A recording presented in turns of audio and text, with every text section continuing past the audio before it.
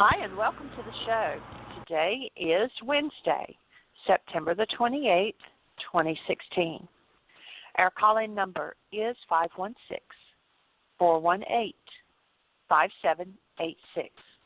Press 1, and that puts you in queue to talk to us. And we would love to hear your comments and your questions because that makes this your show.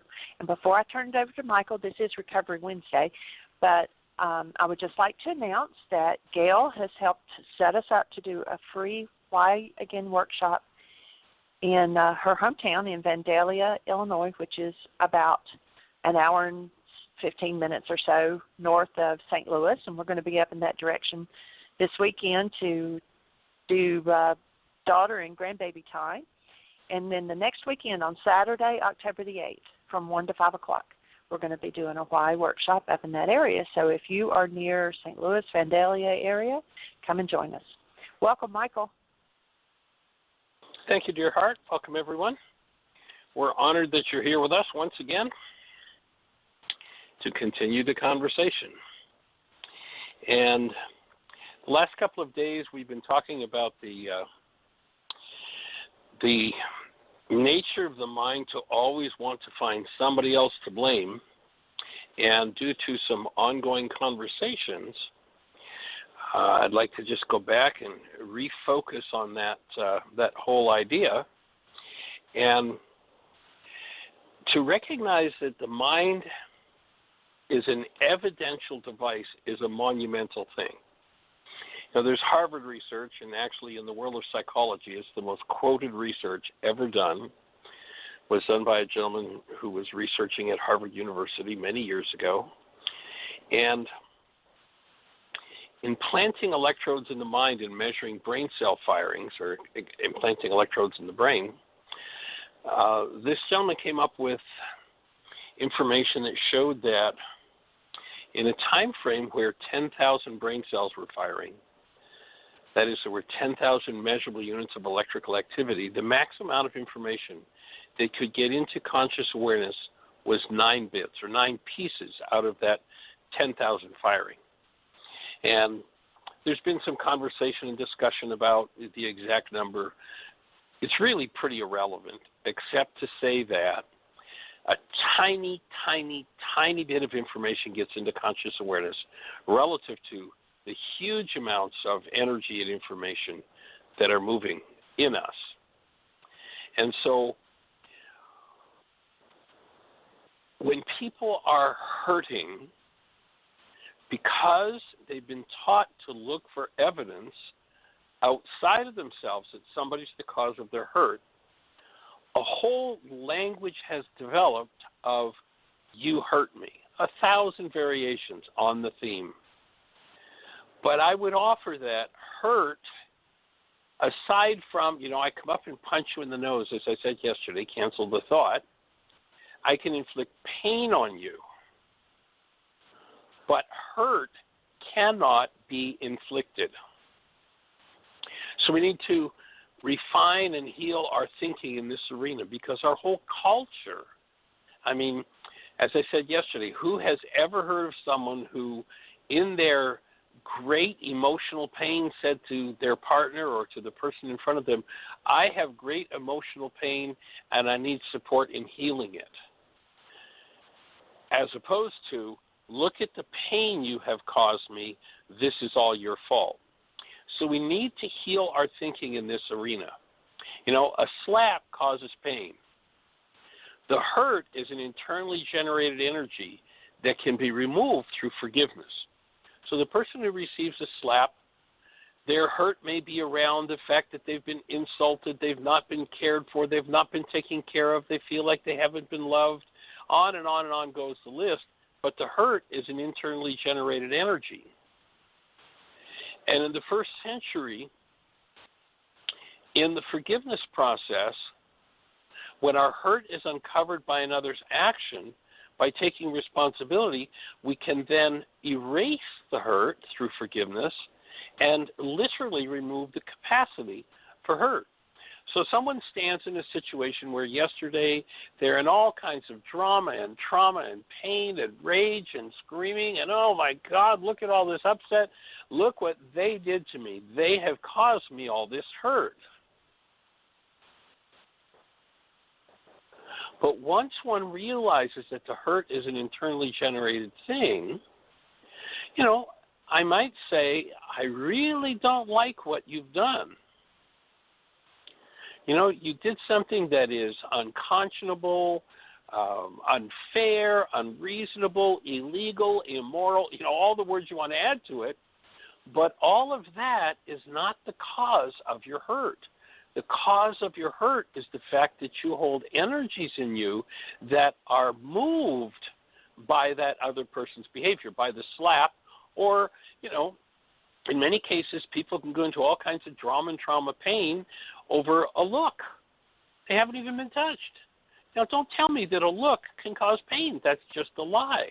But if there's pain in there to be moved, and it's hooked up to the type of look that people hook that pain up to, then of course it appears, because we've asked the mind to show us that the look is the thing that caused our pain, it appears that the pain is caused by the look, or the tone of voice, or the behavior.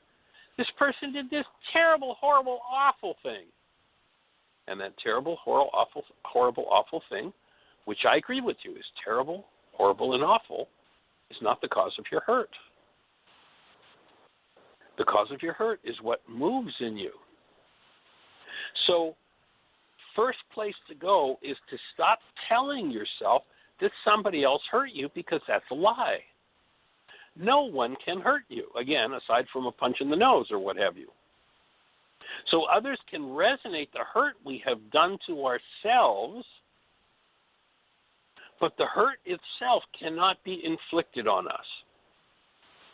And in fact, the universe is set up to give us a gift of showing us our hidden hurt. When we have bought into and integrated into our structure energies that are hurtful to us. Well, what is that, Michael? Well, when you realize that you don't have a body, what you have is an energy system. Let's listen to Einstein on that point. On the topic of matter, we have been all wrong, he says. What we have heretofore called matter is energy, energy whose vibrations have been so low as to be perceptible to the senses. There is no matter. So Einstein's telling us matter does not exist. We live in an energetic field. And there are certain energies that, in order to keep the field in its integrated state, are appropriate and belong in the field. There are certain energies that, if we put them into the field, will cause their disintegration and dissolution. We call that death.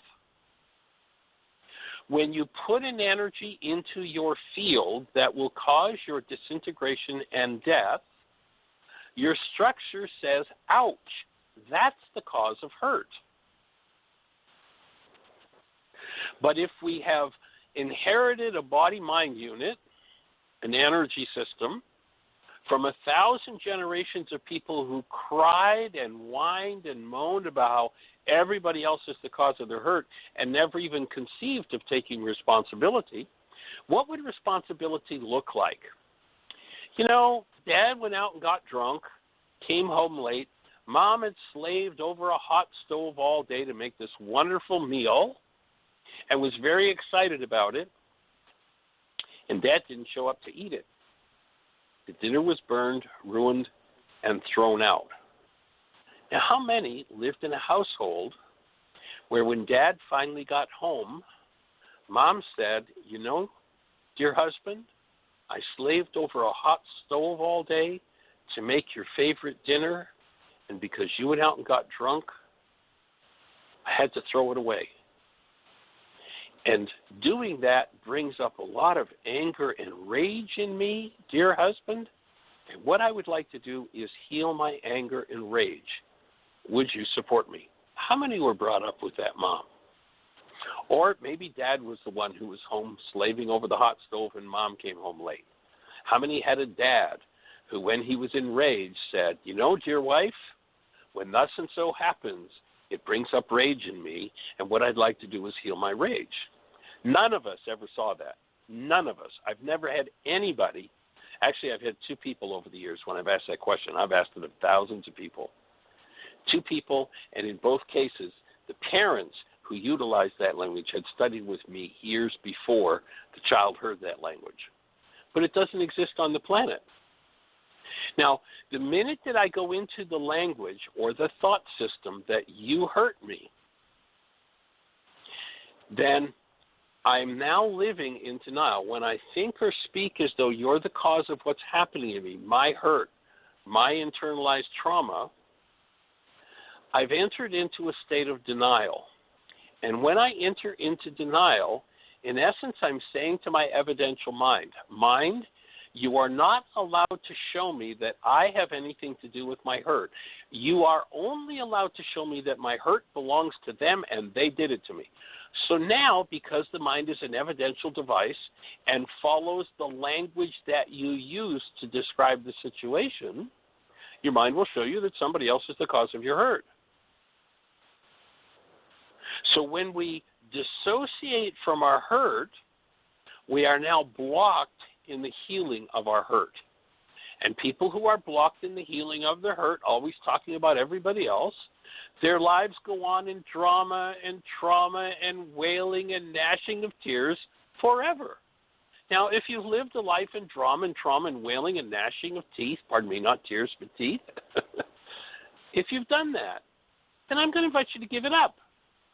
Stop being so silly as pretending that somebody on the other side of the world or the other side of the table can possibly reach in you and cause you hurt.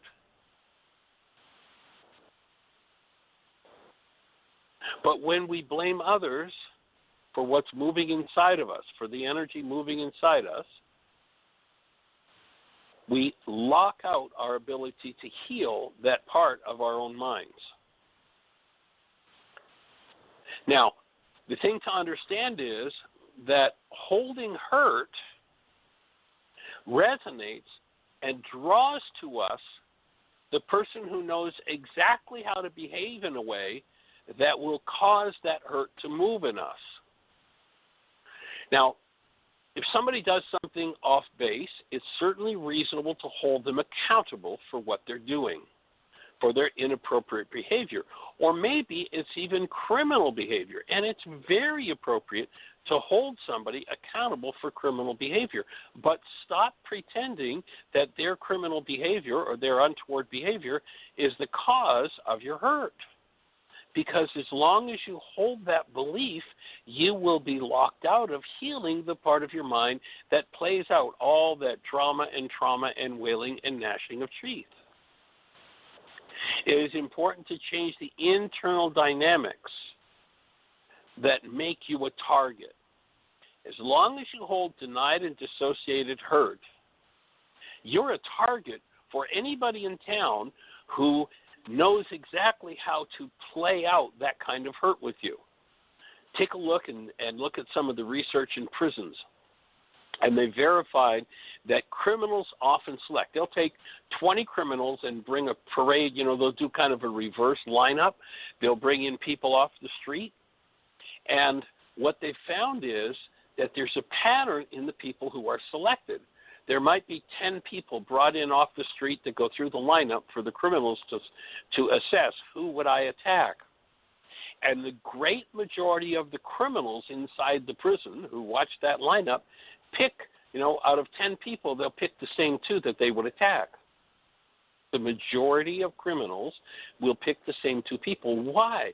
There is an energetic link that when we refuse to resolve our pain and our trauma, somebody's going to show up to exacerbate or resonate it for us. And there's a reason for that. I think that the design of the universe is to keep you healthy. That the universe wants you in wellness and well-being. It doesn't want you destroying yourself. And so the universe is set up through resonance that if we hold an energy of internalized hurt and trauma, that there's a literal high energy wave. You know, I didn't know this particular year when I went to keynote at the Global Science Conference about 35 years ago, which was something I used to do fairly often. I didn't realize there was going to be a man named Marcel Vogel and how important his research would be to this work. But it's a key piece in understanding how the game works. Without this piece, it doesn't make a lot of sense. But Marcel had a camera with which he could take a picture of the high energy waves that leave the mind when we think a thought. So if I hold unresolved hurt in me, I am a walking megaphone that says, world, please, is there anybody out there who can come and hurt me? So others cannot move in us what isn't there. But if it's there, somebody is going to show up to move it in you, to give you that gift. Now, forgiveness in our Greek-oriented culture is mistakenly aimed at the perpetrator. But in its origins, it is a tool for removing the energy that was triggered by the perp. We are not independent of the world we live in. We repeatedly draw experiences until we're willing to own the hurt in us and willing to remove that energetic influence on our tissue structure. And again, the reason it hurts to hold that energy is because it's killing you. Locked in the cell locked in with this energy of pain and trauma says repeatedly, ouch, ouch, ouch. It's trying to get our attention. It's trying to say, get this energy out of here. Please, please forgive that energy from me, says the cell. But what does the errant, brainwashed mind say? Ah, you hurt me. I'm going to get even with you. I'm going to lash out at you. Or I'm going to be nice to you.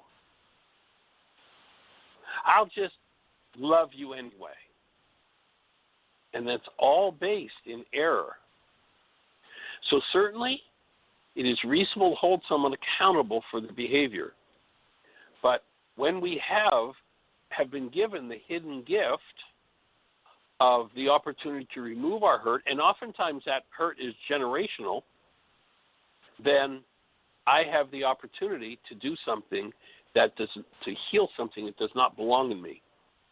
If I refuse to apply the first century Aramaic technology that empowers internal healing, then as a result of the pain that goes on inside of me, I'm going to tend to search for something that will anesthetize my hurt and allow me to continue the belief that everybody else is the problem in my life.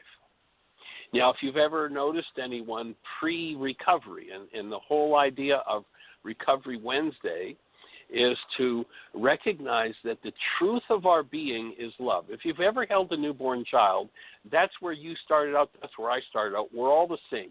We are all designed to live in this awesome presence of love. But if there are generations and generations and generations of unresolved hurt and pain,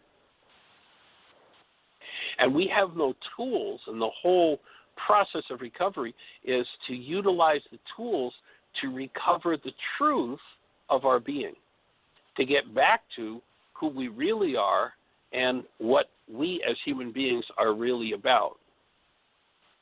So with first century Aramaic forgiveness, here the mind is renewed, transformed, and cleaned of the viruses of 1,000 generations. That's what we're here to support. Now, if you haven't accessed that technology yet, if you're in the recovery arena, then I implore you to go to our website. It's all free. We've got hundreds of hours of information available free and support for engaging in the healing process that leads to the recovery of being. Go to www.whyagain.org. In the upper left-hand corner, the first words on the page are "Start Here." Click those words, and they'll take you into a whole series of links. How to remove what never belonged. And as you start to use that tool, what will happen is you will find the root of the hurt, and you will begin to remove it. It's not an instant. It's not an overnight process. It is a process. It takes time to learn the tools and to apply the tools. That's why, if someone's going into recovery, one of the first pieces of advice I understand in the recovery arena is 90 and 90. What does that mean? That means that you do a meeting a day for 90 days. 2 meetings if you have to. Well, shouldn't I be finished with all of it in 90 days? No, actually, you've just started to detox your brain, and you're just starting on the path of putting your feet firmly there and doing your work. And you do your work every day, because if you don't, then those old denied and dissociated energies that have been hidden will come forward. It will tend to put one back into blame, and when one goes into blame, there's an awesome film. If you haven't seen it yet, you can buy it very cheaply. I think we paid $6 for it on Amazon. It's called Thanks for Sharing. And watch the consistent, persistent effort that is needed to actually recover the state of being. Watch the drugs that are used by each person as they lapse into unconsciousness. And the first drug is always hostility. When their pain starts to come forward, it's hostility, it's blame, it's pointing the finger at somebody else. And it's just an awesome demonstration of the whole idea of the principles and the tools, and how a community of support is so important. It gives powerful demonstrations of how well the denial game slides on down the road and keeps the pretense that it's all everybody else's fault, and I'm actually just doing fine. And again, a powerful portrayal of the principle that most people have to hit a bottom. There's one young man in the film that, actually there's more than one, that ends up at their bottom. And when they hit their bottom, that's when they start coming up. Now, I don't think it's necessary to hit a bottom. I think that when we understand the principles, if we present the information to people and they start to realize what they're doing to themselves with alcohol, drugs, hostility, rage, junk food, sugar, that recovery can start before a bottom is hit, and one never has to hit the bottom. And there's also powerful demonstration about somebody who's been doing their work for decades can fall off the wagon, and you'll see so powerfully portrayed each time in this film, Thanks for Sharing, exactly what it is that resonates, what drives people to drink or utilize their drug of choice.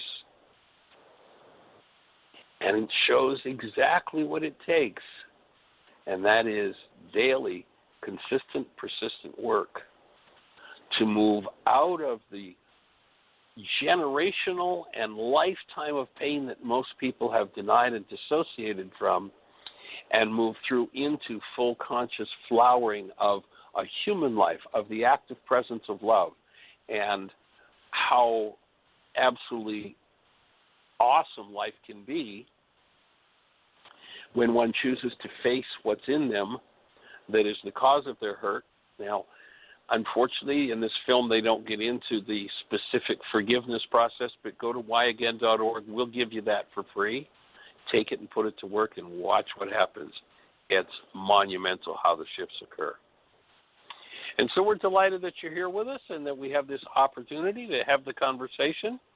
And I know that Dr. Tim, if he's out there, will say check on phone calls. And Jeannie handed me a note that says we do have a couple of callers, and one of them is Gail. So let's say hello to Gail and see if she's got anything to share with us today. Hey there, hello. Young lady. Hey there, how are you? I am well. How are you? I am fabulous, and I am in much appreciation of the support calls that you've set up and the things that are happening in the way of supporting the whole community of people who are doing the work. I think it's fabulous. I would have to agree. I'd have to agree. I wanted that support, and so I created that support, and that is supporting others. And it's put me. It's continued to emulate what I did or the routine that I got into at Heartland, and it still works, and I'm still improving on that routine by doing different things and seeing how different things are going to work out and experimenting. But yeah, it's working out great, and I'm done with the Laws of Living stuff at 8 o'clock in the morning, and I don't have to worry about it until 10 o'clock at night when I'm doing the, the canceling of the marking if my goals were successful or unsuccessful or incomplete, and then framing the goals on the 9-goal management sheet, and then asking my question for the dream. So yeah, it's working out really well for me this time. Fabulous. And listening to your regulatory speech, there might be some work to do around worry. Oh, okay. Thank you for pointing that out. I don't have to worry about it till the night. Maybe you don't have to worry about it ever, about anything. Maybe worry is just a figment of the mind that can be forgiven. Who knows? Absolutely. Well, so I you're could finding rephrase that and you're say finished? Go ahead. Excuse me, go ahead. I was just going to say I could re-say that by taking responsibility for the level of anxiety that I've had in the past around doing the Laws of Living homework. And now that I am on a pretty regular routine, I could cancel. I have accomplished what I need to accomplish, and therefore those goals have been canceled via accomplishment, and I can relax for the rest of the day. Or do other Fabulous. things. And when you say you're finished by 8 o'clock, how much time are you spending before 8 o'clock to get that routine complete? 6:30.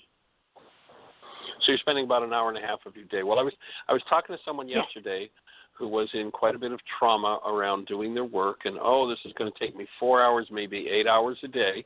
So if you're listening, I'll just offer that you might want to have a little more conversation with Gail and get some support for.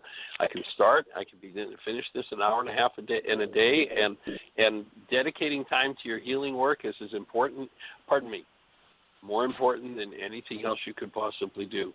The benefits it will pay are huge and awesome.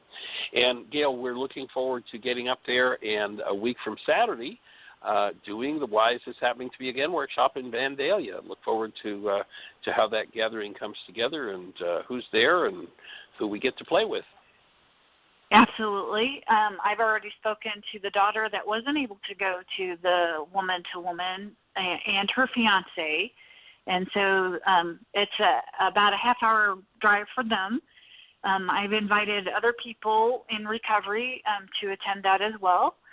And then I was going to set up a Facebook event page and invite different people. And then I have a family gathering this Saturday.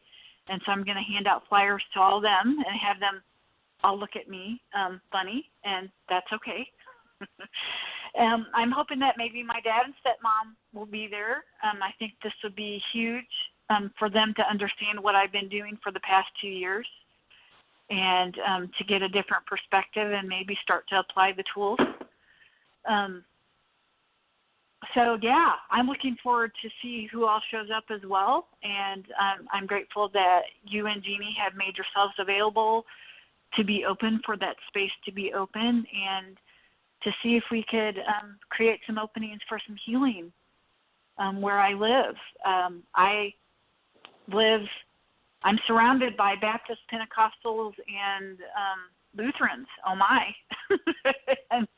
and there's a lot of shame based around their religious practices, and I'm hoping to bring some healing and teach them to forgive the shame that is based around what they practice. And I think that would bring a lot of Fayette County, where I live, is one of the poorest counties in Illinois, and there's just a lot of generational stuff that's handed down. There's a lot of drug culture, especially with methamphetamines and the synthetic marijuana.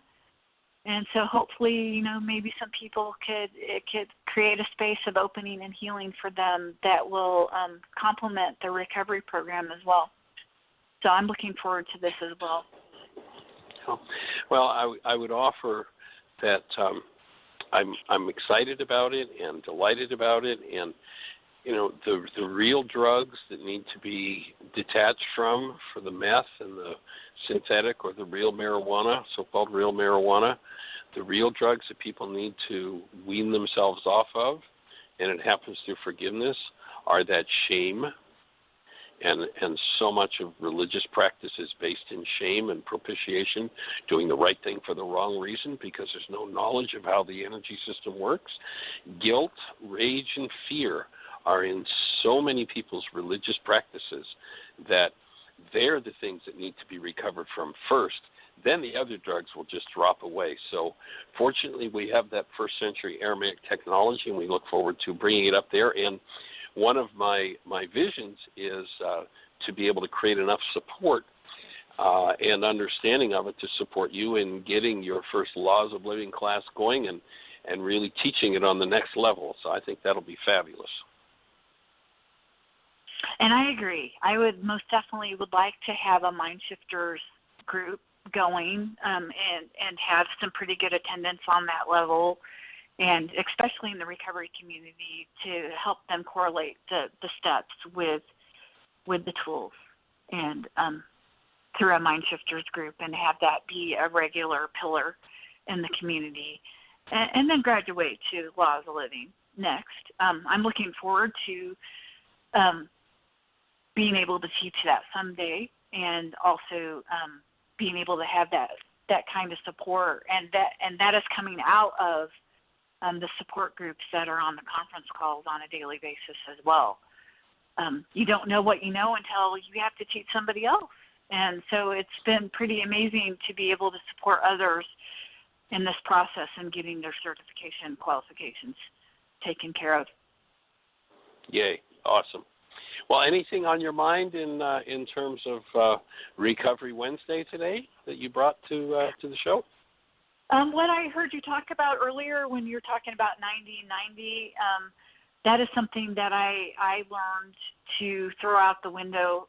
What I've seen happen, that is that doesn't come out of the 12-step. That comes out of the treatment modality. Hey, as soon as you leave treatment, go to 90-90. And what I've seen happen, and I've seen old-timers question this as well, is what happens on day 91. And I've seen a lot of people say... My understanding was that was a starting... my understanding was that was a starting point, and that once one has patterned and gotten themselves into the routine, and maybe I'm just misunderstanding it, that once they've patterned themselves and gotten into the routine, then that's something that's going to be continue, and kind of in the vein of one day at a time. My understanding is you don't tell somebody to quit drinking for the next 50 years. You tell them to quit drinking for today. And that my understanding, and again, it sounds like I'm off base with that, was the 90-90 as a way to pattern yourself and to start in the going to depth in the process, and then day 91 is take it to the next level. Yeah, absolutely, and I agree with your perception on that. But what I've seen with people that have the alcoholic and the addict mind is I have gone to 180 meetings in 90 days, and on day 91, it's like I don't have to go. I'm cured. And so I was told, and I've taken this suggestion as a meeting a day, because I have a thought every day, and my thought can, my think can lead to a drink, can lead to a drunk. And so I need to be on top of my thinking, which is very similar to what I do in the Aramaic forgiveness spiritual modality as well, is to capture that thought doing the wake-up sheet process, or to do a mind shifter in regulatory speech, is to look at that and examine that. So I need to be doing an inventory every day in a 12-step program. I need to remember who I am every day, that I have a physical allergy to alcohol, and that my thinking can be off base. I need to do something different every day to get different results in step 2. Yes. And I need to make that decision to finish the rest of the steps every day as well. So I was told to go to a meeting a day, and I probably do average a meeting a day, and on bad days, putting that in air quotes, I've gone to 3 meetings a day, and I've been able to take that lesson that I need to learn and turn it into a blessing. There is a guy, we called him Chicago Frank, because he was from Chicago and his name was Frank, and and he was an old timer. He's in the meeting up in the sky right now, but he was an old timer that said that life is either a blessing or a lesson. If we stay connected to Source, we're going to stay in that blessing place. But if we get disconnected from Source, then we're going to be learning the lesson, and after we learn the lesson, then we'll be able to return the blessing. So that's what both of these spiritual modalities do for me, the 12-step and the Aramaic. If I'm off the beam, so to speak, then I could get back on the beam and learn my lesson, and that brings me closer to the God of my understanding every single time. Cool. So my think can lead to a drink, can lead to a drunk because of the way I thunk, right? Is that how it goes? Exactly. Bingo. Add a little more to it. We could become poets together. Who knows? We can, and so the same with the Aramaic. I have a thought first, and then that leads to a feeling, and my feeling is what I want to change when I put mind-altering substances into my body. And so Let's change the thinking first, and then we change the thinking first, then we change how we feel, and then the necessity to put mind-altering chemicals in my body isn't necessary, one day at a time. Well, I often hear from people that when people actually start to apply and use the tools, that this is better than any drug they've ever had. So right on track. Well, I understand that Ron is out there, so let's say hello to Ron and see what Ron has to share today. One other thing I want to say before Ron gets on the line. I celebrated 17 years of continuous sobriety on Sunday, the 25th. And congratulations! So thank you. And that's awesome. And thank you for being a part of this. The last 2 years, the Aramaic forgiveness has been a big part of my recovery and recovering my human life, and I'm eternally grateful beyond words. So I look forward to hearing what Ron has to say. So thank you so much. Well, fabulous 17 years, and I look forward to sharing the next 17 years with you of continued and enhanced healing and moving forward, watching the things you've faced and the things you've worked through and the level that your process has gone to as you've acquired these tools has been pretty awesome. Fantastic. Thank you. All right. Well, Jeannie, is Ron still out there? He is, and he's on. Well, hey, young man, how do you do, and how is that new baby Ron?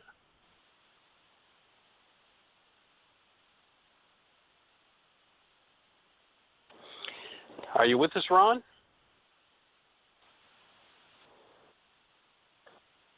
Sorry, I was mute challenged there. I know how that goes. How are you doing? Yes, I'm doing well. I'm very challenged today. But your question about baby, our baby, he is just phenomenal and beautiful, and bringing us all sorts of smiles and love, and he's just wonderful. It's amazing. I can only imagine that Grace is so thrilled. She is. I brought the baby into her room this morning as she was asleep, and it was time for her to wake up, and it's just the sweetest thing to watch her receive him. Even though it's wake-up time for her, she opens her eyes with just all this warmth and love, and not the way I used to wake up for school. I can say that. And she was just, just wanted to receive him and hold him and be. And I got a chance to look at their two beautiful faces next to each other, and just I said my two babies. It was just beautiful. That was this morning. It'd probably be cool if we had a picture of that. That's awesome. Yeah. And so I was going to say, and so did you wake up this morning with one of those I got to get up this morning from childhood kind of energies moving in you when you say you're challenged today? No, it came a little bit later in the day. It built up, and it came a little later in the day, and I was very resistant to calling in and pressing 1 to get into the phone queue today. So I'm acknowledging that. I'd like to start by saying that I did something unique 2 days ago, and you've taught, and it's right in the book about healing crisis and process. 2 days ago, I brought out a MindShifter pad to my wife, and I asked if we could write a MindShifter together. I don't know if you've practiced this before or if you, but basically it was a MindShifter where it said, I enjoy communicating with Sabrina/Ron about, and I put our issue there because it brings us closer together. And I would write it once, and I would write what came up for her and what came up for me, and then she would write it once and then write what came up for her and what came up for me. And we did that for a little bit, and it really opened a space.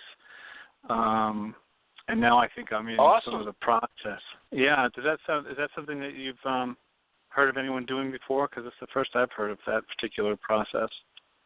It sounds like a new approach to it, and a fabulous one. Yeah. And so, and now, this morning I was feeling very vibrant and and felt like I was getting ready to conquer the world. And new level of vitality. Yeah. And then I was confronted with some energy around what I've gotten in touch with is the guidance that I've gotten is that it's about hereditary anger about work and getting a job now. And as I was doing a MindShifter about it, it occurred to me that my grandfather, my maternal grandfather, also had a son in his 40s and was a Mason and was also alcoholic, but not in recovery. And right. I got some strong indications. And so I found myself talking to my wife, and I have a kind of job now. It's part-time, and it's not. I would call myself underemployed. And I got the guidance today, just in talking to a friend. It's time to get a different job, and I felt this rage about being asked to do something that I didn't think I could do. And so I'm still. So let me ask you a question. Victimhood, rage. Let me ask a question. Do you think you had rage about being asked to do a job or to get a job that you didn't think you could handle, or do you think you had rage because you had rage and that became the object of attention for it? I think the latter is the case.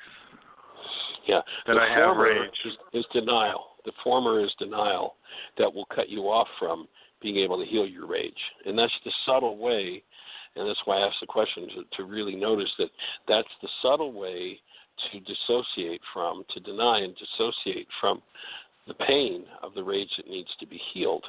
Say, oh, I have it around or about that, as opposed to, when that question was asked, it brought something up in me that I realized I need to be responsible for and move out of my field.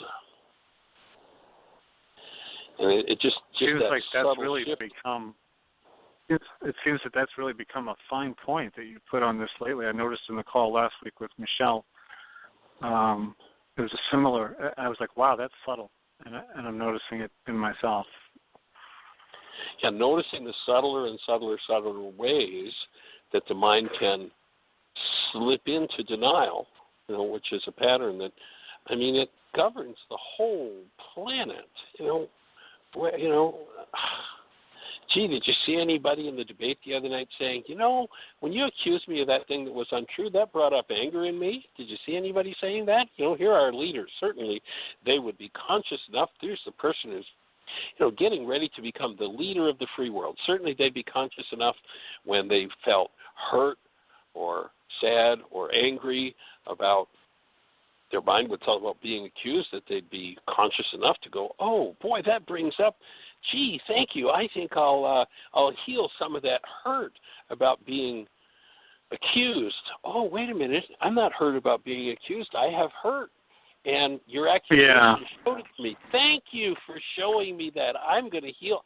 Wouldn't it be awesome to have somebody standing up there on the platform doing that and modeling that for the whole world? I mean, how many? Over 100 million people watching that? If our so-called world leaders, or people who are potentially going to be our world leaders, so-called leaders, could actually model functioning as human beings and being responsible, what a piece of modeling that would be.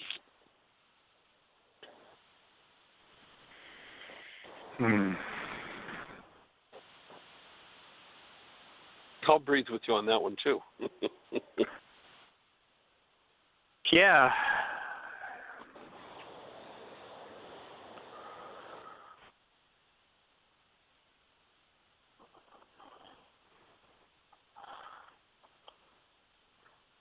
It's so needed, and I'm letting go of, I don't know. It seems like anything I speak right now is going to be off. But it seems that I'm learning that this wherever I do this modeling is important. You know, whether it's in Absolutely. The most important place to model it will be for your 11-year-old daughter as she grows, and your newborn son as he grows. Modeling it even at this stage is going to change his life. Yeah. Because he's going to emulate you, you know. As the old saying goes, the apple doesn't fall far from the tree. The power person behaviors don't fall far away from anybody their whole lives long. And to model being a human being rather than a power person to your children is the most awesome gift you could give to your genetics, to your family system, and to your children, and ultimately to the world. And this is why I called. Well, you got our support. Any other specifics that we can support you with? Well, I would like to comment on some of the recovery conversation, if I could. I respect all different points of view. I realize that there's a big tent in the recovery world, and there are people who kind of mirrors the world of Christianity in the sense that there are some people who are more fundamentalist in nature and more people who are more kind of new agey in nature, and there's all these different perspectives under this one tent of recovery as it was intended to be. Right. I'm a big proponent of the 90 and 90. I think it was a phenomenal experience for me. I share about it a lot, and I say that when I was able to achieve that, it was such a much needed victory for me. And I remember, and the joke is that I don't think I looked at my sponsor at the time, and that's the key, is having a sponsor. It's not just doing 90 meetings on your own. It's being in the program. It's doing the work of the program and working the steps. And so doing that within the context of I want to succeed in this process, and then doing it, I remember looking at my sponsor and saying, I don't think I've ever brushed my teeth 90 times in 90 days. How in the world am I going to do 90 meetings in 90 days? And then receiving that success was monumental for me on my recovery journey. And it did serve, in my case, to being in those meetings every day. I needed this. It was helpful for me because I was so trained and conditioned to look at the horizon. You're learning one day at a time throughout the 90-day process, and so it's at that point in time you're learning as you go that day 91 is the same as every other day. But I think varied perspectives are awesome, and that's mine. Another good point. Good point. Oh, before you go on to another point, I'd just like to. You brought up something, just another subtlety that I think can be really important here, and that is that in doing something like that, whether it's 5 worksheets a day for 40 days or whatever it is being able to tick off successful at doing this over an extended period of time, and that this being something constructive, because I think that some people become addicted to success, that is the achieving of their goals, and the feeling that comes with the achieving of the goals. And that success feeling can come from achieving destructive goals as well. And I think that a lot of people who need to move into recovery are people who feel successful at, let's say, for instance, controlling their spouse or controlling their children or raging at the world or, being able to beat somebody down, that they are negative successes, but they give the feeling of success that becomes addictive. And giving up the success sensation that comes with negative achievement, I think, is an important piece of work. And then moving into, and this is where the 5 worksheets a day for 40 days or the 90 and 90 or the 5,000 in 5,000 days, that success is something constructive, and being able to shift the mind over to successful, constructive successes is an important piece of work to do. So that would be another place where I'd see that fitting, and giving up the addiction to success. And, some of the negative successes can be pretty easy to achieve, but they're totally destructive to the individual engaged in them. But there's still that sensation that comes with success that people can become linked to, that can keep them on a negative path. So building the brain cells for doing it on a constructive path, I think, is really important. That really resonates with me, and one of the areas for me where I would get a sensation of negative success would be fault finding of other people. And, that person seems, I want to be like that person. I got to go look. That person seems to have some great stuff. I got to look and find out where they have faults so that I can feel better about myself. And the process of sitting in AA meetings for those 90 days started to teach me, because it's an hour each time, and it's an immersion process. So it started to unwind that for me, a process that continues to this day. And and then another element of that, since we're exploring it further, is the idea of what I'm modeling out by calling into the show today and pressing 1, which is trusting the truth. Trusting truth, which is just, I don't know what to do. I don't know how to do it. I'm just going to jump in this lake over here that's called a truth lake and trust that good stuff's going to happen.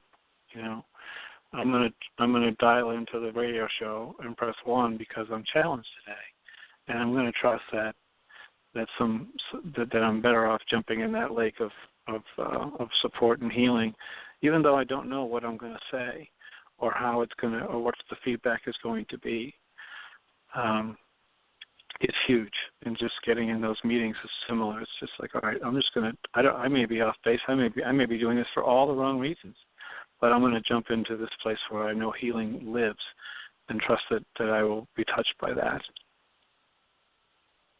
Yay, absolutely. I'm in full agreement with you there. And, you just rattled the brain cells with your first comment when you started this latest set of comments, with one of the things that I've seen over the years of people who reject recovery, when they're told to go to meetings, is they sit in judgment of all those drunks. And the denial runs so deep that this person actually believes they don't belong there because they just drink, they're not drunks. and the judgment they have of all of the things that they've denied and dissociated from in themselves that are resonated by the others that are there, and they actually believe that their judgment is about those other people and why and how they don't really belong in there. Because I remember recently I worked with someone who, a few months back, who was a pot smoker and had been for decades, and but I don't belong in that group. I'm not a drug addict. I just smoke pot every day. It's like, well, okay, you smoke pot every day, but you're not a drug addict. So I'm going to challenge you to stop smoking pot for 10 days. And they couldn't do it. I mean, I've been round robin with these folks so many times, and I've suggested going to NA, and it's like, but they're drug addicts, and I'm not. It's like, you can't quit smoking pot. You're a drug addict. Well, no, I just smoke pot. I'm not like them. And that's such a big story that people tell themselves to avoid their own recovery and facing the truth about themselves. It's huge. And so it is with rage addicts. You watch people who, that former of mine, they were a real rager. I'm not a real rager. I mean, I may have walked away saying F you and everything else I could, but I just did that once or twice. I'm not really, I don't really have that. It's like the denial is just so deep and so rampant.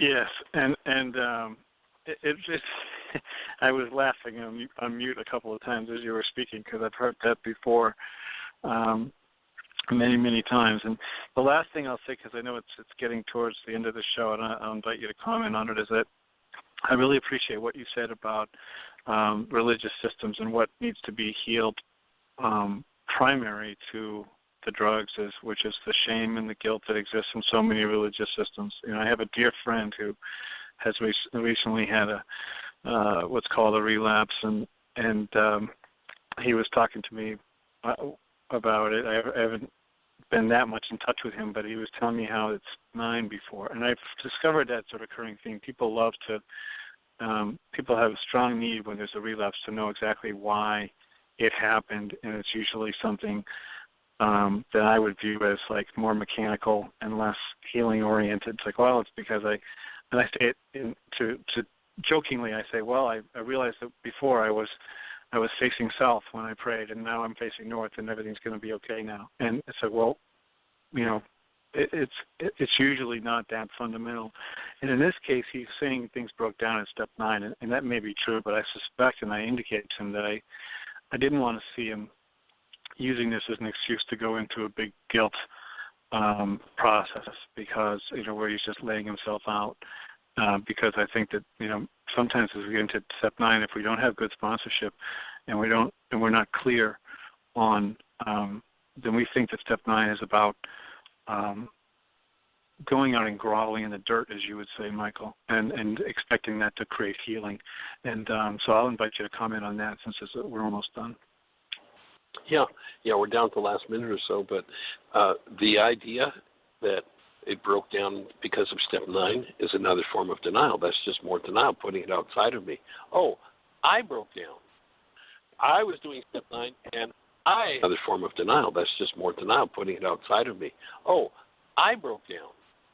I was doing step 9, and I had something come up I couldn't handle. Isn't step 9 broke down? It's just, or during step 9, that's just another subtle way of dissociating from what's really going on inside of me. And when I can hold to truth and own what's going on inside of me, I am going to recover the truth of who I am. And that's what we're here for. And we appreciate everybody who's here with us. And if the show's been meaningful, catch an MP3 off the website, email it to somebody.